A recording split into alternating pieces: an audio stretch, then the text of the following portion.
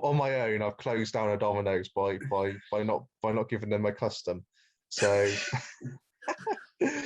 Hello, everybody, and welcome to Peachy Podcast, episode 9. All the viewers out there, I hope you're feeling fine. Today, we've got the Caucasian Ruiz, aka Tobie Vermeire. Welcome, Toby. how are you doing? You're right. Was that right? Was that pronounced right, Vermeire? Yeah. Everyone pronounced it differently, but yeah, that was a pretty good effort. Fair play to you, mate. As a nut. Absolutely brilliant. Toby is Obese the Boxer on Instagram. He lost 54 kilos within 26 weeks, or 6 months, in other words. Absolutely tremendous, and he did it through boxing. Toby, absolute pleasure to have you on. Thanks. Pleasure to be on as well, mate. It's all good. Absolutely brilliant. First question, very simple. Ideal night in can be as clean or as dirty as you like. So meal, drink, and then series or film that you'd watch. So it would probably be. So I've started to make these like. I really like my sort of chicken thighs. So it'd be like almost like a fake away kebab in a wrap, a pot of diet ice cream, and then probably like a murder mystery or like a crime series, but like a real crime series. So something which is, got a bit of meat to it, or sort of maybe like a 24 hours in police custody, something like that. That would be my ideal, with a sofa, with a dog on the sofa, blanket over, eating ice cream and all that. Be mint. That's the idea. 2 questions to add on that. What kind of ice cream? And then secondly, what kind of dog? It would be if I could choose one, if I was at a bit of a calorie deficit, it'd be the Ben and Jerry's, the chocolate with the cookie dough, the diet one. And then the dog is here. Let me just get him up. He's a boxer bulldog. Here he is. Oh, beautiful. Yeah. He's a good boy. He is. Like, he's a bit tired today. He went on 2 walks yesterday, which is like a marathon for him. So he's a bit tired today. He's sleeping. He's falling asleep sitting up like that. I'll put him back down. He's just kind of literally just flopped down. He looks baked. Yeah, he's absolutely knackered. Bless him. He doesn't. He probably goes for maybe 2-3 walks a week, because he's a big muscly dog. But yeah, we took him on 2 in a day yesterday. He was just itching to get out, and yeah, he's basically a zombie today. Oh, quality. All right, first real question. What started you off on your journey? So I had a little bit of a health scare the other year. So I'm a rugby coach as well. So rugby is kind of what has given me a half decent life, the contact through rugby and stuff. And, I was coaching rugby, playing rugby and stuff. And I kind of let myself go a little bit. And I had an issue where I suddenly just felt as if I just couldn't move. Like, I just felt really, really knackered and fatigued. And, I had to test for diabetes. I had tests for sort of my thyroids, seeing how bad I was. And it just turned out, mate, I think I just hit a bit of a brick wall with myself. A little bit depressed. And I think that's what it was a bit of depression. It was kind of knocking me down a bit. And that was what was making me feel fatigued and gone. And I've always been a guy that's had targets and wanted to do things. I can't be driven without sort of a goal. So I said, I need to get myself out of this hole, really. And I thought, well, I've had a few white collars in the past. This is a guy that was 26 stone, and I was like, you know what? I want to give it a crack at trying to become a boxer, a proper boxer, go into the amateurs. And then, if the talent allows me, maybe even go pro. So I started telling people, this is what I'm planning to do. At 26 stone, everyone's like, yeah, fair enough. A lot of people that knew me that were like, yeah, Toby's going to do this. Like, I know they know I've got it in me, because if I say I'm doing something, I will. But obviously you get your doubters, and yeah, literally it's just started from there. I started just walking really slow, like at lunch, and then just built it up. But it was mainly needing a bit of meaning in my life, and also just, I get out of breath trying to tie my shoelaces up, stuff like that. It was really, really bad, and I just let myself go. I've always been a biggish guy, but I've always been athletic. And I think just a few months of just not doing anything just destroyed me, really. And put myself into a hole which I had to fight to get out of. Quite an easy slope to sort of slip into as well, I guess. Absolutely. And I think it resonates with a lot of people because life catches up with people, and life, you know, I was at a stage where I was working you know, quite a hard job. You know, I was working long hours, and the satisfaction and the joy I could have was buying a takeaway on a Saturday night. And, you know, and that was kind of the only joys that I had really, was making sure that I could work. If I worked hard, I'd have that. Well, you know, I've changed my mindset a lot now where, you know, I don't work as often. You know, I've dropped a day's worth of work, and the joy for me now is exercising and achieving the goals in the future, rather than going and kind of hiding my emotions a bit with food. So I've had to really, I've had to dump food. I've had to split up with food. You know, the relationship was sour. You know, mistreating me, and I've had to I've had to go back on, you know, on the Tinder of food and swipe left or swipe right on foods that I don't want in my life, and basically change it all. So yeah, I'm not. It's the last 6 months has been the biggest changes in my life, not just my weight, but just my mindset. And you know, I've even had I've had 3 jobs in the last 6 months to find a job that actually suits my life now. So yeah, it's all change, mate, but it's all been really, really good change, and it's all stemmed from that initial thing, me going, I need to sort myself out. Like, I need to reevaluate my life. You know, I came off social media for a bit as well, whilst I reevaluated my life, just to really see what I needed to do, and kind of, you know, I hate the term, but kind of find myself a little bit, just kind of see what I needed to do with my life. You know, make the changes, and then come back with a positive outlook on, you know, use social media positively, food positively, you know, remove toxic, you know, people from my life, you know, really kind of like change everything. And yeah, I've jumped on a bit there, but yeah, that's kind of the gist of it, really. That's good, man, honestly. And I think we get caught up so quickly in life. I mean, for myself, like, it's almost like health is like almost taken such a back seat for a long period of time. And when you go to school, your flexibility starts to go when you start sitting in chairs for about 8 hours and sort of, you know, in a day.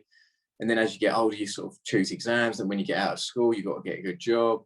When you're in a good job, you've got to perform well. So that takes a front foot because that's all the money in that. And then we completely almost veer away from like quality of life and what it means to have a good quality of life, don't we? And it's so easy to fall into that trap. And then you don't realize you slip into it until one day you sort of do have your sort of scares and stuff, you know. And I think it's so true. I think you've made such a good decision there, where you've got a job now, an occupation that supports what you want to do. I think that's so important.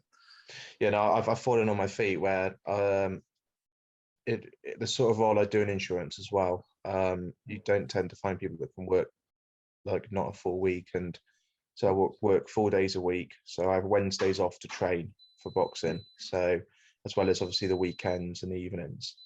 And they're just 100% committed. You know, I go on runs at my lunch break. I can have a shower. You know, they're basically they understand that. So yeah, quality of life is everything. And I think a lot of it is you have to realize a lot, especially in sort of the environment where I was in the financial industry.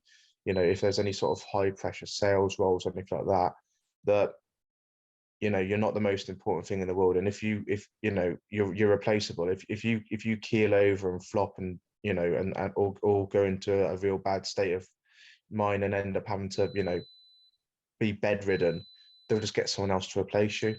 Like, so, you know, value your life a little bit more than the money, I'd say. That's kind of what I've had to do, really. You know, I just don't buy a takeaway for myself, and I'm in the same position pretty much. So actually, it's the most rewarding thing, I think, as well. When you've had a whole week, and even like when you start work on Monday, you feel almost a lot more fresh. You feel less bloated. You feel less lethargic, and it's purely based on the fact that you've not maybe even had that takeaway or even had that sort of time where you're just lounging around, sort of things. So huge, isn't it? Yeah, it's massive, mate. Absolutely massive. But you mentioned toxic people. You know, when you were going through your lifestyle changes, is that when you started discovering that you had sort of toxic people in your life that you needed to get rid of, or was it before then? Yeah, a bit before. So when I came off social media, that was kind of one of the main things. I wanted to get away from sort of the from people that were negative, and myself being a little bit negative as well. So it's more so a case of just reevaluating the outlook you have on and the people you surround yourself with. And it's so easy to, you know, that if that say to you, you know, you would have exactly the same, like, you know, you'll probably have the days where you'll get someone that will say to you that might even be quite close to you, say, mate, you're not gonna fucking do it at boxing. You're not gonna be good enough. And you just go to them, well, we'll stop the conversation there. You obviously don't say that to them, but you stop the conversation there, and you just take just distance yourself from them a bit. It's like, well, if you're not going to be fighting in my corner, then why am I going to give you my time? And why am I going to give you my you know, why am I going to be agreeing with you and kind of, you know, facilitating your negative energy?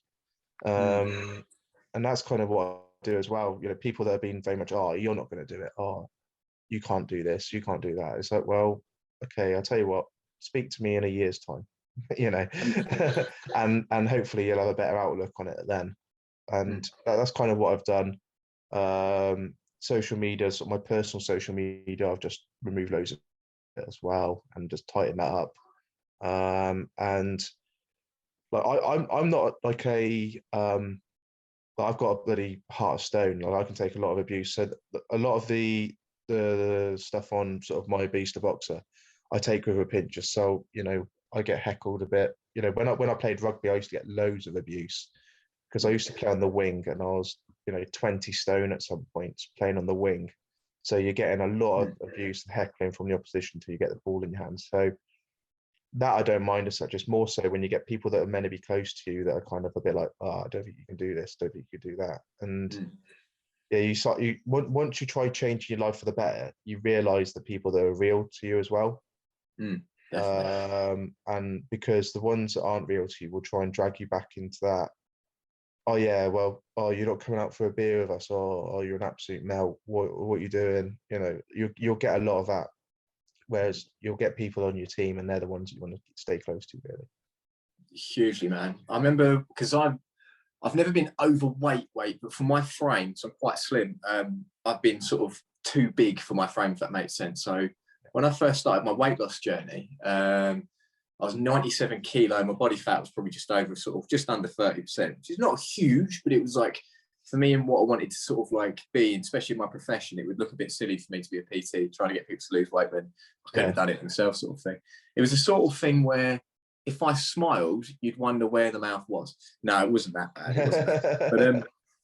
But it's the same thing as yourself. When I started to get away, I remember giving up alcohol for a month. So I just started a job, and I wanted to do a new job, and I wanted to just make sure I was 100% for that. I wasn't being late anywhere. And when I quit drinking, I had this one particular friend who's no longer with me, sort of thing, anymore. And he was constantly, oh, you've become so arrogant since you started this like fitness thing, you know, like so arrogant. It's like, I'm still coming out with you guys. I'm just not drinking. Oh yeah, but you know, you're not joining in with the fun. It's like, wow, there's a big stigma around. There's a huge stigma around changing yourself, isn't there? Because people don't like it, and those people do drag you back in. And I mean, he's the same guy that, you know, when I used to go out on the nights out and that sort of stuff, or even if he used to go and hang around with him, he'd always have a cigarette on him. He'd literally roll up, throw it at me. There you go. And it's like, you know, trying to stop that as well, you know, mate. But it's people like that are. It's hard sometimes to see it when you're in that sort of mindset where you haven't started your journey, isn't it? But when you start to see it, they slowly start to detach anyway. Yeah, it's a huge part of it. Humongous. What got you out of shape in the first place, I suppose, is the real question. So have you always been someone who sort of, you know, before the fitness journey, did you sort of have like a huge gap in your sort of gym routine, or was it just purely work and that was it?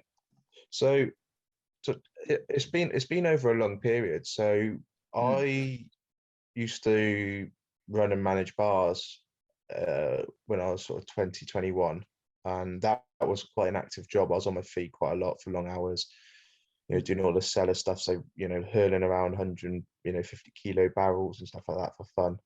And at points when I was doing it, I was playing rugby at a good level as well. So I was always in really good shape. You know, there was some weeks where I was working 40 hours behind a bar. I was training 4 times a week and playing 2 games, sort of thing. I was really sort of, you know, and I was one of those guys. I was always in shape, but my nutrition was terrible. So like I would always be carrying a load of fat basically, and but like my cardio was on point really for the size and stuff.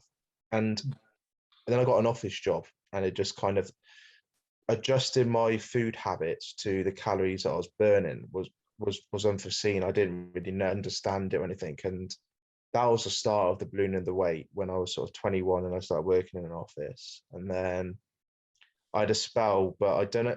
See, this is the whole thing as well. So I had a spell where I lost a load of weight about, I must have been 23, 24, and it was all done under bad circumstances. So I'd lost my friend. He passed away, you know, under bad circumstances. And I just moved to Malvern, so I was away from all my friends. I came to a job where the manager was absolutely horrendous, and basically I had no control over what was going on with my life and stuff. And I dropped loads of weight, and I punished myself with exercise, and I punished myself with food and stuff, and I lost a lot of weight. I got down, so I was about 25 stone, and I got down to 19, but it stopped then because it wasn't done calculated, it wasn't done properly. It was basically just punishing myself for having no control of my life, really. And then it ballooned up again once I managed to find a little bit more clarity, and you know, I was happy eating a little bit.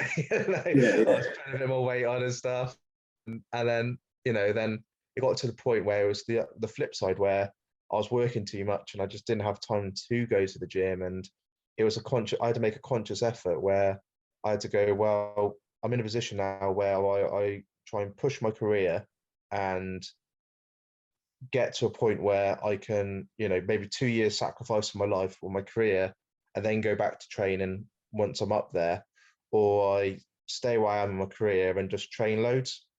And I chose the stupid option, which was let myself get fat and unfit and horrible and try and push up the ladder a bit more and put myself into a position where I just wasn't happy. It just didn't bring me happiness at all.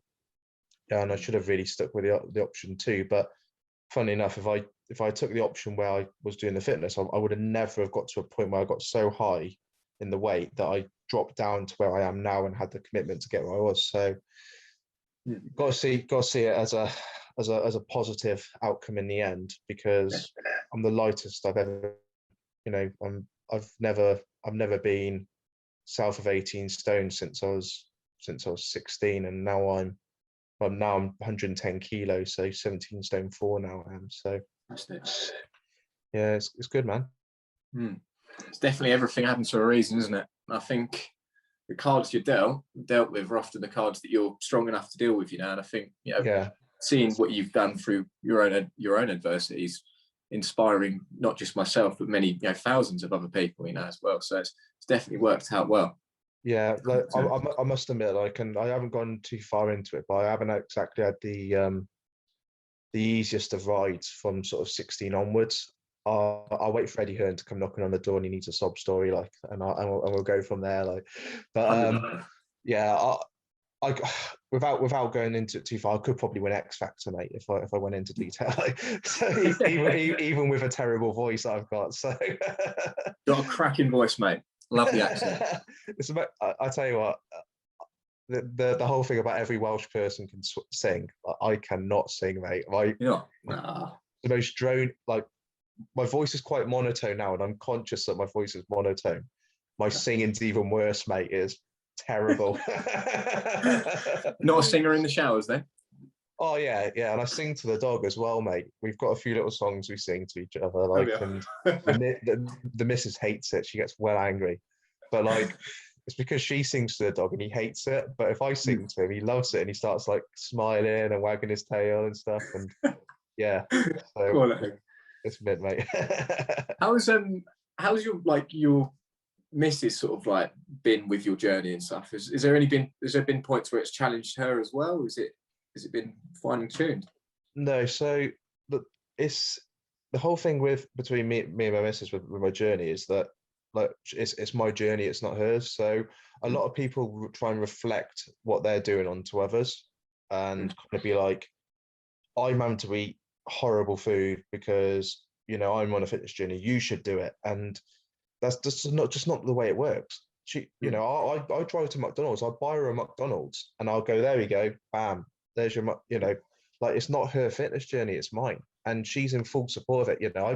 I'm having to do loads of training at the moment. I'm in and out. She's been 100% supportive of everything, but the reason why is that I'm not telling her that she has to do what I'm doing. Like, if one day she said to me, you know what, I fancy having a go at it as well, but yeah, brilliant, you can come and join me, but this is my journey which you're joining, rather than kind of like me reflecting all on you. And this is the other thing as well that I found that where a lot of people struggle as well with the training side. So now you can imagine 6-7 months of training, the amount of people that have said they're going to come for a run with me, or they're going to go for a walk with me, or they're going to do this with me, and they've flaked and they've gone, no, I can't do it, or they've actually had a reason why they can't do it. Now, if for every time that happened, I didn't train myself, or I didn't do it myself, I would never train. Like, so the way I see it is, it is my journey, it is my training, it is my food, it is my lifestyle which I'm changing. You can join it at certain points, and I invite you to join at certain points. However, it's not going to change what I'm doing. So if I say I'm going for a 5K run and someone comes to me and goes, I only fancy doing 3K, it's like, well, you could join me for 3K, but I'm going to go and do another 2. And, or like, if, likewise, if it's like someone says, oh, should we get some food? It's like, well, I'm having this for food. You can join me, or you can bring something else. And people might see that as a bit arrogant, but at the end of the day, this is me, this is my journey. And, I'm not going to change it to facilitate others. Likewise, I'm not going to make you facilitate yourself to me. And that's how it's worked really well with me and the missus. Like, yesterday, for example, I went to the shop and bought a load of brownies for her. And I, that to me, that a lot of people go, oh, that's really tempting. You must be looking at them and like, you must have had one. You've had one. It's like, well, no, I haven't. Like, it doesn't interest me one bit. Because the problem I have is that if I have that brownie, I've got to go for an extra 2-3 kilometers on my run. Like, then my legs are burnt out, and then I can't train for the boxing because my legs are burnt out. And so it's a load of things where everything's calculated, and she's 100% on it with me, and she doesn't pressure me to do anything. She doesn't pressure me to eat anything, and it's the big picture, mate. I've said to her, if I do get blessed enough to be able to go and have a journey as a pro, she'll get her rewards from it. We will go on holidays every time I have an away fight and I get a bit, get a grand or two to fight. We will have all these things as well on top of our already very nice life. So yeah, she's in for the journey, mate. It's a lot. I do see a lot of my pals and a lot of people where as soon as they miss a season better than themselves, they're suddenly very, very, they're toxic to them as well. They're like, oh, why are you going and doing that? Oh, you went for a run yesterday. Why do you need to go for a run again today? Oh, I want to go and eat at this restaurant. Oh, you better have a steak. It's like, well, no, you're reflecting what you want on me.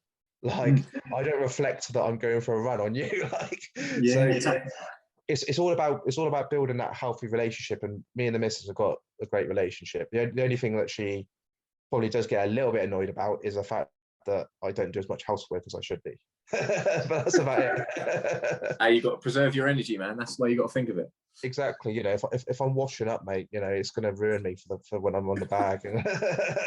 I'll tell you what, you brought me onto a really good one as well, because I've got friends who they love their bodybuilding, like they're set, and it's honestly some of the stuff they do is awesome. Like one of my mates, he's spent 4 years, I'd say, not putting any weight on, and then suddenly he started, properly going for it, and he looks fantastic now, right? But he hates cardio. They hate it, all right? So I went to him the other day, I said, let's go for a walk. Oh, no, I don't do cardio. And it's like, what a walk. Yeah. do you know what though? Like, so last time I got in good shape, I for rugby, so I decided to have one last punt at trying to play, like, well, I say try or play at a reasonable level, and I got myself in good shape, but I did look like a power lifter. And I've been that shape where I've been able to bench press 130 kilo. I've been able to like the bar, like a dumbbell press, the 50 kilo dumbbell press and stuff like that. I've been able to do that, and I've been in that position. However, I've never been as fit and as physically strong and been able to bash out press ups and stuff as I have now. And my arms, well, I'll show you for the video, like literally you can see how big my biceps would have been at one point, just by the amount of loose skin I've got on my arms. Are the smallest they've ever been, but they are the strongest. Like, I'm strong now, whereas when I'm like buff, it just doesn't work, does it? It just doesn't work as well. Oh yeah, no, 100%. I agree with that. That's definitely something a lot of people sort of get caught up with boxing as well. I mean, for me, what started my boxing journey amongst everything, because I started very late, was I wanted to lose weight, but amongst my friends, being big and bulky was almost seen as something of sort of like almost a leadership sort of thing. Do you know what I mean? Oh yeah, I'm bigger than him, it's all right. I mean, it doesn't matter like how big I got sort of thing. Like, it was almost like, oh, well, I'm going to be bigger, I'm going to be big. And then when I started boxing, it was almost like, without sounding too sort of misogynistic, it was quite a masculine sort of macho sort of sport, isn't it? And as you say, even if your arms got smaller, you're a lot tougher. Do you know what I mean? You're a lot stronger in yourself, and it teaches you so much, boxing. I think mental resilience more than anything. Absolutely. So a lot of the running and a lot of the and the discipline, is a lot of the case that the running and sort of the burn and the getting up at 8 in the morning and going for a run, or on my lunch break going for a run, doesn't really have a massive effect on everything. However, mentally, it is the biggest effect, because it shows the commitment to go and do it repetitively. And when you're going for a long run, to be able to just drone yourself out and just push through, like, I have a big thing about running on tired legs and exercising on tired legs, because in a ring, when you've had your chin buckled and your legs are tired, that's when you've got to dig deep. And if you're not digging deep in training, then it's pointless, isn't it, really? And you do get yourself to the point of burnout. Obviously, when I was at the start of my weight loss journey, that would have been completely counterproductive, because my whole thing was weight then. Whereas now it's becoming weight and boxing. Like, the boxing was almost like an additional cardio, whereas now I'm fighting. Like, I'm learning to fight, and I'm getting, I'm learning the techniques of getting into the trenches as well. So I need to. That's why now I am getting to the point where, I was burnt out the other day, but my body's got quite good at repairing itself, so I was able to just kind of have a rest, get back to it. But yeah, mate, you are right. Like, a load of my mates are big, strong, obviously rugby players and stuff, but yeah, I'll jab their face off though if it came to it. So it's, oh mate, 100%. Yeah. I wanted to talk about the very start, so like when you very first started training, because a lot of I've had clients of all sorts of different sizes and capabilities and such, and I've had clients who were very heavy set and they couldn't do a lot of high impact sort of stuff. So just for my viewers, really, what did you start doing, like, at the very start when you're at your heaviest? So it was just walking. So the first bit of my training was on my lunch break, going for a half an hour walk to pick up my food, which was healthy food from the supermarket. And it was a conscious thing where it sounds bad, people say you should meal prep and stuff like that. This was a reason for me to go and get food. So I had to go and walk to get healthy food. And if I didn't go, I wouldn't eat. Like, it's one of them. So that was the start of it, walking. And then it came to a bit of, right, now I feel a bit better in myself. And it was just you know, I was that big lad in the gym that you see with a set of boxing gloves on, that's kind of just drenched in sweat, just hitting a bag, you know, just repetitively, just bam, bam, bam. Not really any technique, just kind of bam, bam, bam, bam, just bedding the muscles in. And that was kind of it. And it was just very low impact cardio, regular going, you know.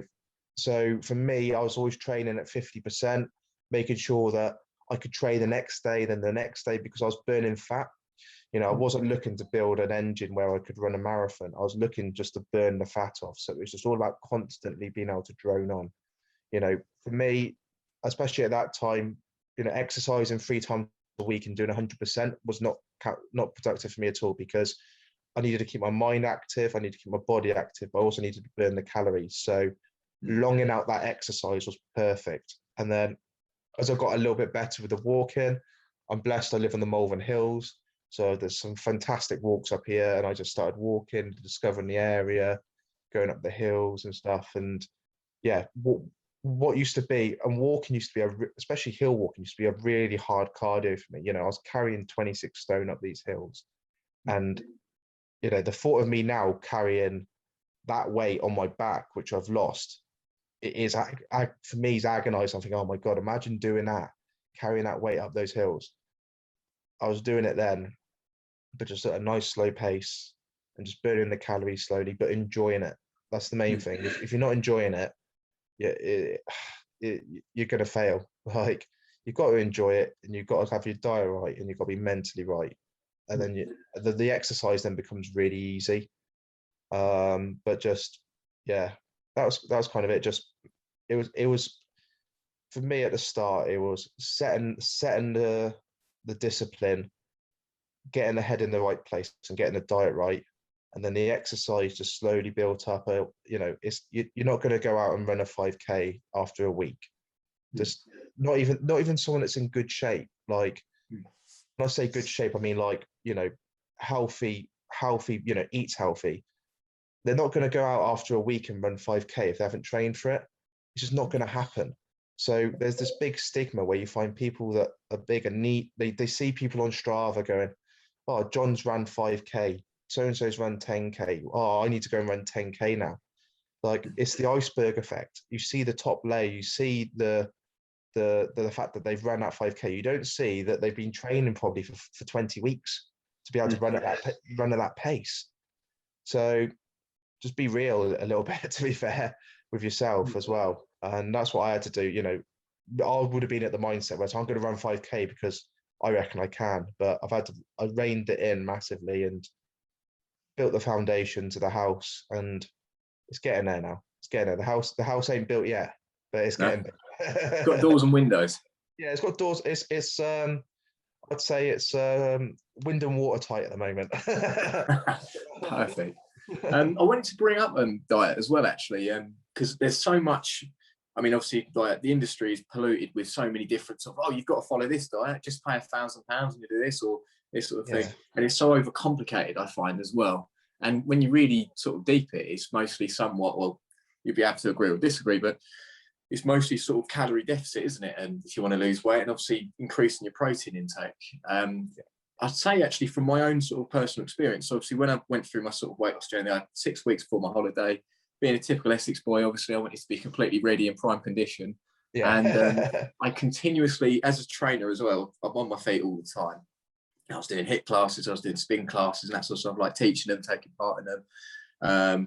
And my protein just wasn't right. And what I actually found was, when I did my weigh-in 6 weeks, like from 1 week to the 6th week, is I'd lost weight, but I'd actually gained a percentage of body fat, which basically meant I'd lost muscle through that because lack of protein and whatnot. I went on a bit of a waffle there. I do love it. But yeah, just going back sort of thing. Was there any sort of drastic changes that you made to your diet, or did you kind of keep it quite simple, calorie deficit and just protein wise?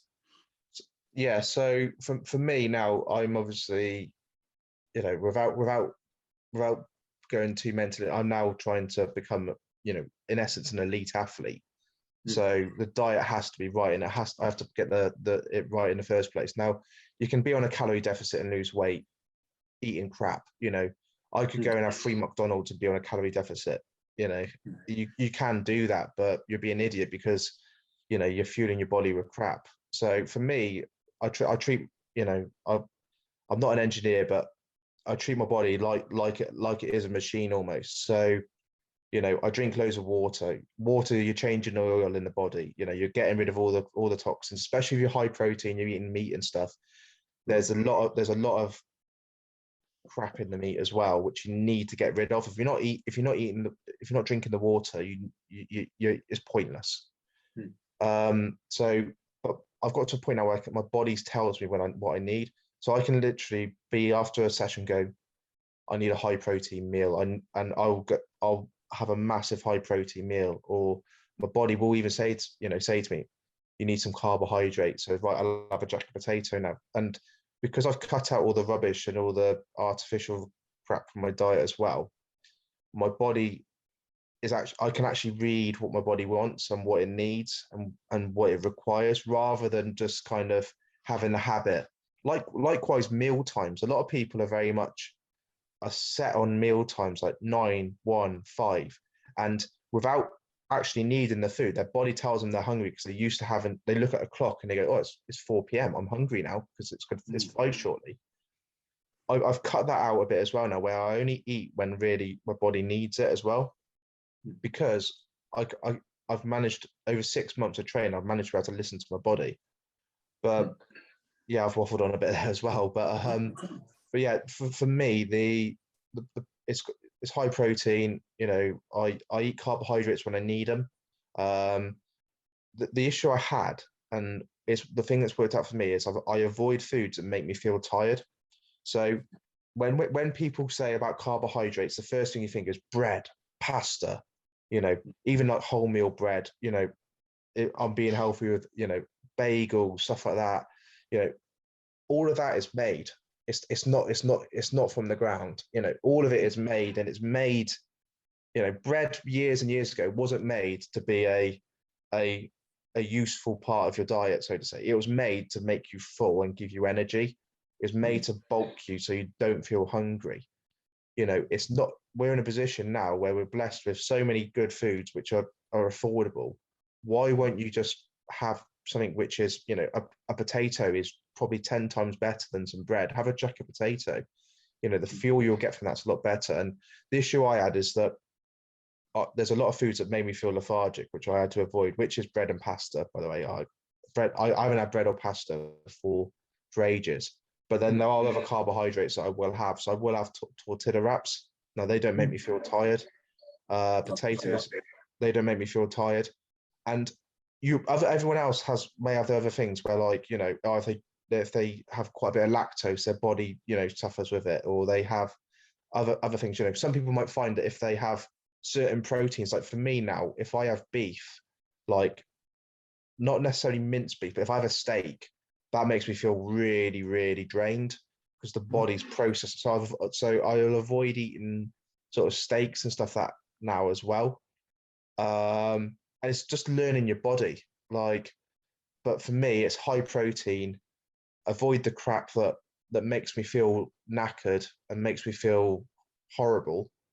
And also foods that I enjoy. You've got to enjoy it. Like, you've got to find the balance of things you enjoy which are good for you. And then once you find them, you're laughing. Like, so like when you say high protein, do you follow like an approximate of how much protein, like how many grams of protein that you have a day, sort of thing, or is it more so just foods that are high in protein? Yeah, so I don't go and say, right, today I need 100 grams of protein, so I'm going to have this. It's more so a case of going, I've just been on a run, my body's knackered. My body's going to tell me when it's full now because I've conditioned myself, and my body's going to tell me how much protein I need. So I'm not relying on technology or too much data now. At the start I did, but I'm not relying on data to tell me how much protein I need, which seems a bit far-fetched now because a lot of people are very meticulous with sort of their MyFitness plans and stuff like that. But you find a lot of people that follow them, normally they will do it for 3 months and then they'll stop, or it'll be, I'm on a bulking cycle, so I'm going to do that whereas for me, I've done it for 6 months now. Like, I know when I'm hungry. I know when I'm not hungry. I know what my body needs. I know what it doesn't need. So I'm not too, yeah, because you can get too obsessed with your diet as well. Like you can get really obsessed with it, and I don't want to be that person that gets too obsessed with tracking everything. At the start, I did because I needed to learn, and I think everyone needs to learn to count calories and understand the calories and understand the sacrifice of having one thing means you can't have another and stuff as well. But once you get the data and once you understand it, life becomes a lot easier because you're not there constantly updating your fitness pal or your Fitbit. But also, you're in essence like you're like an avatar where you walk around and you go, apple, 120 calories. Go chicken breast, 175 calories if it's a medium one. I know you kind of combo like that, don't you? Really? Yeah. And that's kind of what I'm like now. So, but yeah, and then there's other things that I do as well, like cooking things right, making sure you're being careful with your cooking. If you're having chicken, always take the skin off because the skin's where all the calories are and stuff. And yeah, it's very, very little sacrifices which make a big difference. Buying the low calorie or buying the fat-free sausages and having a fry up still. It's one of them. Yeah, that's exactly it, man. I think I've encountered. I won't name any names, obviously, because I'm not that sort of guy. Well, maybe I am. No, I've come across a lot of online fitness coaches, and they do. So I've come across a really good fitness coach, for example. I'll start with him, and he was explaining how he sort of tracks, his clients' sort of data and their progress with the nutrition, and it's nothing like specific because he's dealing with sort of everyday people sort of thing. You just want to sort of cut down their body fat and vice versa and whatever sort of thing. And he literally makes things as simple as possible, easy to follow, but small sacrifices to build up that sort of lifestyle change. And you're spot on there. I think it's something that's not spoken about enough, I don't think, where it is lifestyle changes. It is small habits. It's not big leaps and big jumps. I mean, I've dealt with clients that, and I myself, I'm terrible for it. If I've got a goal, I'll go, right, okay, 110%, I'm going to do this, this, this, and this, and this. And sometimes it's not quite worked out because I'm like, oh, I've made too much of a meal out of that, ironically. And then it's sort of like, it's just gone all topsy-turvy. But when I've made smaller sacrifices, it's a huge difference. Yeah. That's why I tell the lads from the boxing club as well. A few of them have been trying to cut their weight, and obviously with what I've done, I've become sort of a voice of understanding of it now. And we've got a few of them, bearing in mind that, with lockdown and stuff, are doing their own thing and stuff. But they've managed to drop a lot of weight just by kind of doing what I've done. And, very much right. Well done, you lost 6 pounds this week. Well, you want to lose another 6 pounds next week. You're gonna have to make one minor change. So go for a half an hour extra walk a day. Okay, do that extra change. Bam, you lost another 6 pounds. Right, now you've done that. Now you're gonna have to do something else. So don't have that extra bag of crisps at lunchtime. Bam, right, okay, and that's where you do it. And right, yeah, it's the problem is though is a lot of people break the cycle because I think the main thing as well is the goal has to be big enough to make the sacrifice. So like a lot of people want to lose weight I want to lose weight. Okay, brilliant. Why do you want to lose weight? Oh, well, I want to feel better. It's like, well, okay, it's brilliant, but you need to have something to make you hungry. The prime example for women, for example, is wedding. I would want to get fit for my wedding, but then you'll find as soon as the wedding's over that it's not a lifestyle change. It's literally just they may as well have just gone on a fad diet for a few months. And that's kind of what it is. I get a load of people that say, oh, you're on the keto diet, you're doing a keto. It's like, well, no, I'm not doing a keto diet because one, I've done it before and that's how I lost the weight beforehand. And two, what I need to eat carbohydrates. I want to become an athlete. Like, you telling me that I'm going to be able to fight for bloody, if it ever came to it, 6 rounds, 12 rounds on just bloody a piece of chicken. I'm bloody not. Like, well, what do you think I'm doing? So that's the whole thing. I've always made sure that I've never been in a state of ketosis, which everyone thrives to be in. And I've had people telling me that that's what I should be doing and stuff. And I say to them, look, you have your data, I have mine, I do my own thing. However, I'm sustaining and you're going to balloon, you know, let's have that chat in 6 months. You know, that's kind of, that's, you know, that's kind of what I say to it. But if there are a load of short-term options to lose weight short-term, but, you know, I'm here for the long game. You know, I'm not here to kind of drop a dress size to go on holiday with the girls sort of thing. You're spot on, man. You're spot on. I mean, I remember reading, I don't know if you've read it yourself, Tyson Fury's latest book. Yeah. And he touches upon his weight loss. And I know he went into a keto diet short term, and then obviously he just sort of bettered his relationship with his food. And obviously, as you say, you're an athlete, you know, you need your body to perform. So instead of looking at food like it's sort of a guilty thing or a non-guilty thing, you're looking at it from your point of view where it's fuel. It's, you know, you want to sort of match up your sort of calories with the exercise and what your body requires. I mean, you could, if you want to match with just chicken, surely you get a sponsorship from KFC, though, right? Right. Yeah. Fingers crossed. I'm still waiting for the sponsorship from Domino's, but oh, mate. That's a funny story as well. So where I used to work, obviously with lockdown and stuff as well, I used to order, I have 2 personal pizzas for lunch most days, like from Domino's, like, yeah, and it was £4 for 2 little pizzas, but they were big old things considering. And as soon as lockdown happened, they closed down. That Domino's branch closed down, and it was it obviously wasn't the case, but I always like to think that I closed down a Domino's by not eating it anymore. So literally, I've sat on my own. I've closed down a Domino's by not giving them my custom. So. But, Pizza Hut will like that one. Yeah, but I do know. I've been thinking about it a little bit more, and you know, there will have to be more adjustments to my diet as it goes on. I think that I'm probably, because I want to be fighting down at 81 kilo. That's kind of where I want to be, and you know, the first fight will probably be at 90 when I get down to 90, just so I'm away from the super heavyweights. I'm 5'11". I don't want to be fighting someone that's 6'5" and as big and strong. I could take the height and I could take the weight. I can't take both. So yeah, I'll probably end up going vegan at some point. I think I've been researching it. But what the thing is I've been looking into it a bit more. There's a lot of vegan diets which are really unhealthy, and it's so easy to be unhealthy with vegan as well.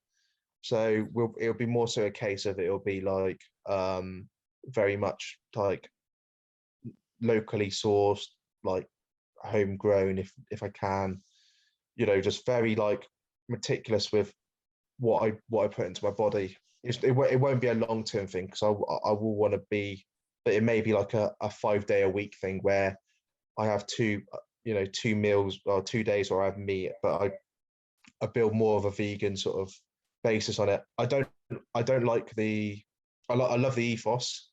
I don't like the culture of the vegan culture, so to say, where it's very sort of reflective. Again, people reflecting what they believe and what they want on people.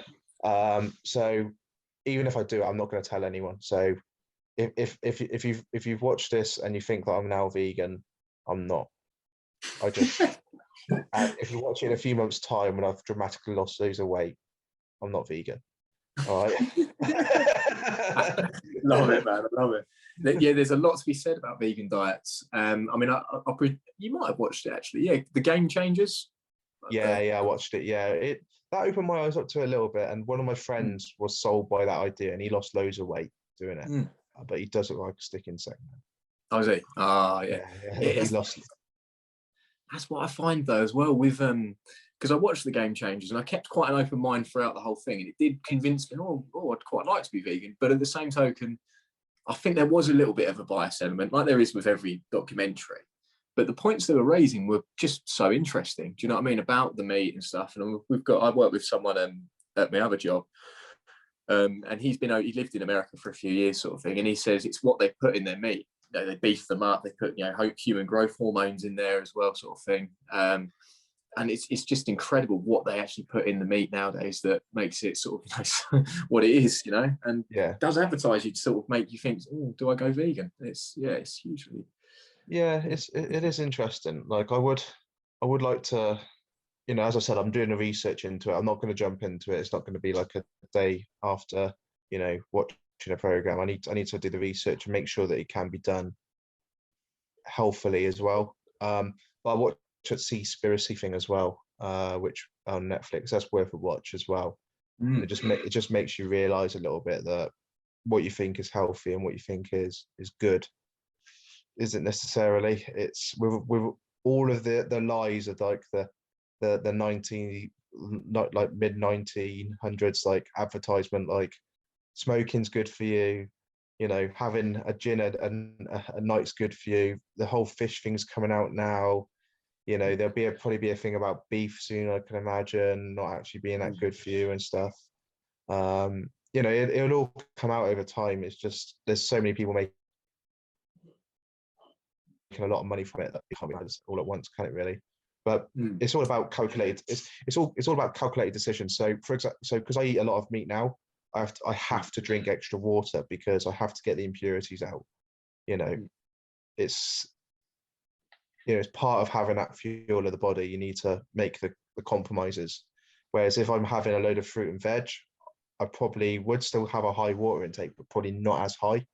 But yeah, the whole thing with food as well and the intake, the way I see, the way I people have asked me about it, the way I describe it to them is, if you've got a Ferrari, right? When you go to the garage, are you going to go to Asda's and you're going to fill it up with a supermarket fuel, or are you going to go to a Shell garage and are you going to fill up with the Optimax? You're going to fill up with the best and then probably put your own additive into it. And that's kind of the way I see my diet now. Like I'm not going for the supermarket cheap and cheerful. I'm now going for the Optimax. And then, however, to have that fuel as well, I'm adding extra additives and I'm, you know, having an oil changer all the time. And I'm, you know, not quite polishing the metal work. I've left the beard, like, but you know, it's and I can't get a haircut. My barber's obviously still shut with lockdown, but yeah, it's look at it in that context. If you take that much care and love into a car or an item, you need to be able to do the same to yourself. And there's similar principles you can take from it. And most blokes understand that when you tell them that. Like, you know, if you pull it in a context of something that they enjoy or they like, or they show their affection to, obviously not in a weird way, like, but you know, it reflects on them and they resonate with it a lot better. So that's the way I've described it to people that have asked me about sort of diets and stuff and how to look after themselves. Definitely. I want to touch on your boxing before we finish. Amateur wise, when did you start amateur boxing? So I haven't had a bout in amateurs yet. I joined the amateur club in October last year, and obviously it's been a bit rocky since then with the whole sort of COVID and stuff, and I've managed to get some training in there. The club's fantastic as well, but it's basically I've had to learn from scratch again what I was doing before and what I thought was good. I've had 4 white collars as well, so but I thought all of them massively overweight and basically just had a slugfest, and you know, it wasn't great. Yeah, just windmills galore. But so I've had to learn how to box, and yeah, it's been a very, very fast track apprenticeship in boxing, I'd say. And I hope, you know, I will be ready this year. Hopefully I'll be flying, but you know, I've sacrificed a lot already to it, and I'm now, you know, dropping a day at work to be able to get the extra time in to train. But yeah, so I've only been in amateur boxing now for a few months, really, if you think about it. At the start, mate, I rang around loads of clubs to try and get in somewhere, white collar clubs as well, everywhere, and I got ignored by everyone, mate. No one wanted a 24 stone bloke in there saying that they wanted to be a boxer at the start. Mad, isn't it? It is, mate. Considering how many how many clubs are always like, oh, we need members, we need this, we need that, or come down, and they want the exposure. And then I obviously rang Bromyard, and they were just a boxing club where I'm at now, and yeah, they were like, yeah, come down, mate. Obviously, I didn't tell them too much about my size, like just because I wanted. Then I walked in, and they must have thought bloody Mr. Blobby's walked through the door, like. but you know what? They're a fantastic team, and you know they've been around me since day one, helping me out, and you know they still help me out. I see my trainer often as well. We go on walks and that, and discuss what I'm doing, and you know go through techniques. And so even though the club hasn't been open, I've still been on a massive learning curve where I've been learning what to do and stuff, and it's paying dividends now. You know what, you know, without being too big-headed about the exposure I've had over the last few months has been ridiculous. And obviously the club's part of that now. So, you know, taking their time to kind of, you know, taking an ugly duckling, so to say, and work with them is paid dividends to them as well. And I think a lot of places and a lot of clubs, not just boxing, like a lot of sporting clubs and a lot of places need to realize that, you know, you're not going to get the diamond walk through the door that's going to be the best thing in the world. You know, you're going to have to polish a few, like, and that's exactly what they've done with me. And yeah, I'm really looking forward to a long journey with them. You know that, and then, you know, I'll be sticking with the gym for good now. You know, I'm a man of morals. You know, even when it comes to being a pro, if the talent is good enough for that, I'll still be training out of there. You know, the plan is to, I think, to kind of build a pro section of the club at some point when a few of us are ready to go down that route. And yeah, mate, it's a journey that's in its infancy, but it's going to be amazing over time, mate. Oh, mate, yeah, definitely. It's crazy, isn't it? Like, this sort of stuff that's not spoken about on social media, where people are shunned, like, you know, in that respect. Like, that's mad. That is really. Do you know I've screenshotted every single message that I sent to trainers and stuff, and people asking for help, and they ignored them, just as a bit of a reminder to myself to myself that, you know, you don't need these people, like, and this is the whole thing. If you're, and this is why I resonate so much with people that are on their weight loss journey that need the help, but they can't get the help and they're just being ignored. You know, I make a point of, I answer every single message that comes to me. People message me, you know, at 3 a.m. or if I'm going for a wee at 3 a.m, I'll message them back and tell them, but you know, this is because I've been in that position where I've wanted the help and I've wanted people to, you know, to kind of give me a bit of guidance, and I just never had it. And even when I was in the lowest of the low, you know, you're just ignored. But these are the same people now which are that ignore me, that are now messaging me and wanting to be part of my journey. And it's like, well, if you can't have someone in their worst, why would you want to, you know, why are they going to want you at their best, sort of thing? You know, why are you going to want to be there? And so, yeah, it's bittersweet, really. It's you know, I was very, very bitter at the start, and I was very, very upset about it. And you know, that's why I kind of did my own thing for a few months, and then kind of found a home. But yeah, it's one of them. I think the rejection makes you stronger. So if you are a lad that's a bit overweight, or has an issue, or that you're not seen as being good enough to be at a club, use it as ammo to fuel your journey. Use it as ammo, because I'll tell you what, like, you know, you'll get better. All it takes is a bit of hard work and dedication on your own. You know, build your mindset, build, you know, get the diet right, and literally, like, you could be in a position where, you know, you are looking at potentially, you know, having an amateur bout, or, you know, even better, you know, pushing up and doing bigger things. But yeah, and it's kind of vision, isn't it? Yeah, it's all about vision and goals, mate. And you know, that if people don't want you at the start, it's the whole toxic people thing. Like, you know, the problem that you find a lot with boxing as well is a lot of people see you as a cash cow as well, especially a lot of the sort of the unlicensed gyms. They will go, well, yeah, come along and pay your money, and then, oh, you're not good enough, so you're going to need loads of PT sessions. And it's like, well, okay, but I could get a personal trainer to do that, who's qualified to be a personal trainer and do the nutrition and stuff. And it's, yeah, it's got a weird industry, boxing. Like that's why I personally, that's why I really like the amateur side, because it's all volunteers. Like myself now, so I when the club opens back up, I'll be heading up the strength and conditioning and the nutritional side of the club, just because like, I'm a rugby coach as well. So I'm a level 2 coach. So I still coach a ladies rugby team as well. So I understand sort of the ethos of strength and conditioning and nutrition. I'm bringing that to the club as well. Obviously, you know, for free, and it's all free stuff that we bring to the club to better everyone else in the community. And I really like that. Really like that side. You know, there's no one that's financially gaining from it, which I quite like.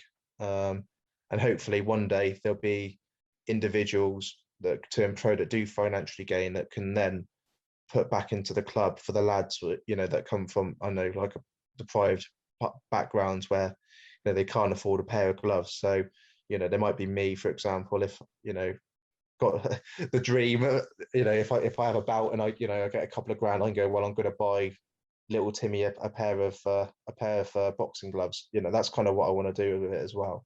So yeah, mate. It's the positivity thing, isn't it? I think positivity sort of breeds success. And I think with your boxing gym allowing you to come and sort of train and building you up like they have done, you know, you're now giving back, and it's such a sort of give and take thing, isn't it? And I think it's the same. Negativity is the same thing. I mean, if you shun it, get rid of it, perfect. If you let it live with inside you, then you become a negative person. And I feel like with yourself and your boxing journey, you've become such a positive influence that people want to be around you, and people that know you well want to be around you. I mean, even this conversation, it's gone so nicely because you're a very positive and just nice person. Do you know what I mean? And I think that attracts a lot of people, and genuine people as well, which I think is really important. A lot of people self-pity and have sort of the glass half empty. And don't get me wrong, there's been times when I've been like that as well.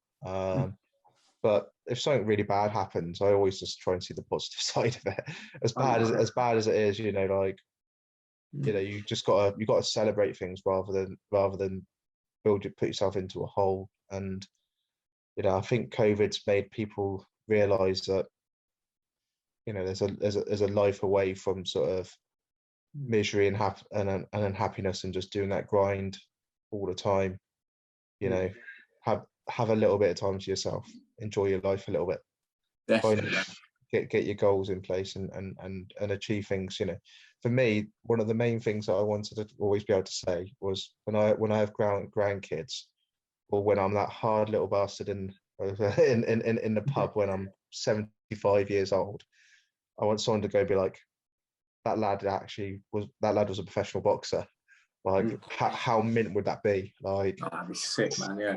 Or like, you know, YouTube will still be going back then, and, you know, in like 20 years time, just going to like your bloody, or 30 years time, because I don't want kids too soon, because I've got a few other things to do. Like, you know, I'm just being like, getting on YouTube, like, there's my professional debut on YouTube, and you can show, like, you know, this is what I used to do. And it's that sense of like achieving things and kind of having that goal. And I've got some great people around me as well that have helped me. You know, one of the guys that I'm really close to, who's helped me from pretty much the start of the journey, is Kane Baker, who's he's a matchroom boxer on Sky Sports stuff. He obviously he suffered a bad defeat the other day, but the guy just oozes positivity, and he's got time for everyone. And what I do is very reflective on what he's done for me as well, giving people like myself the time of day.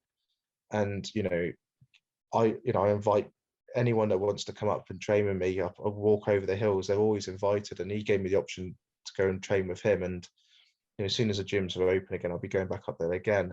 And to him, it may just be a little thing of just having someone with him for an hour or two. But for me, it was massive.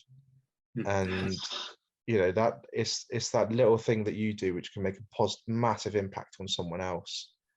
You know, be it, for example, giving a kid, a set of gloves and a set of hand wraps that you've had in your car for 6 weeks, and you don't really need to put a new set. That could be a massive thing for them. That could put them on their journey. But Definitely. I'm a big fan of paying it forward. So the whole thing with the rugby community and what I've had sort of growing up is that you tend to find that when you're like 17, 18, 19, you're kind of trying to find your feet. And because your social group is sort of like 18 to sort of 45, 50, 60, there's always people that are older than you can help you as a youngster, be it like buying you beers when you're a student, or, you haven't got much money, finding you a job once you come out of uni, if you did go to uni, or find you an apprenticeship and stuff like that. And then kind of just looking after you. And for me, I've been looked after massively by sort of that community. And I can see a very similar resemblance in the boxing community as well. And I love that. I love that thought of, I've been helped by people, so now I'm going to help others. And that to me is brilliant. So anything I can do to help the people that are part of that community is kind of what, it's not a requirement, but it's definitely you should be doing it, like, because you've got to give in as much as you take from things.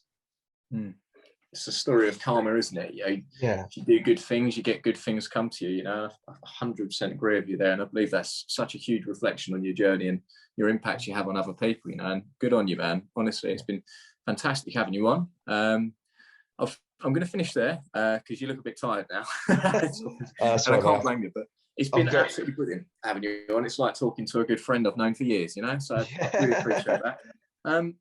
Any closing quote?